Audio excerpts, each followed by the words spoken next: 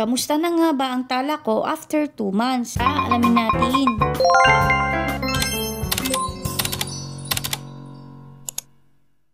Noong July 2025 ay nagkaroon ulit ako ng chance para makapag-reapply dito sa tala. Dahil nga nung unang try ko is hindi ako na-approve, kaya nitong July ay nag-try ako ulit. At sa butihang palad ay na-approve ako. At nagkaroon ako ng 1,500 na credit limit. Kung kamusta na nga ba yung tala ko, tumaas na nga ba siya, kung nagagamit ko pa din ba siya. So ngayon September, makita nyo na meron akong current loan na dapat kong bayaran na worth 3,500. So kasi ang credit limit ko na dito ay worth 3,000 na. Tinutang ko siya nito lamang September 10. Kaya siya naging 3,500 kasi nga balo ko siya bayaran sa October 25. Bali 40 days siya simula nang inutang ko siya. Pero kung gusto ko siya bayaran today, ang magiging total ko na lang babayaran ay 3,033. So mamaminus ng 467. Wala siyang processing fee pero meron siyang service fee na 100 pesos. Tapos yung sobra doon ay interest na. Meaning sa loob nga ng 2 months ay tumaas na at naging 3,000 na ang credit limit ko sa kanila. So, kung tatanungin niyo ako kung ilang beses pa lang ako nakakautang, pangatlong beses ko pa lang to. Kasi yung unang utang ko is August 10, tapos yung pangalawa ay August 12.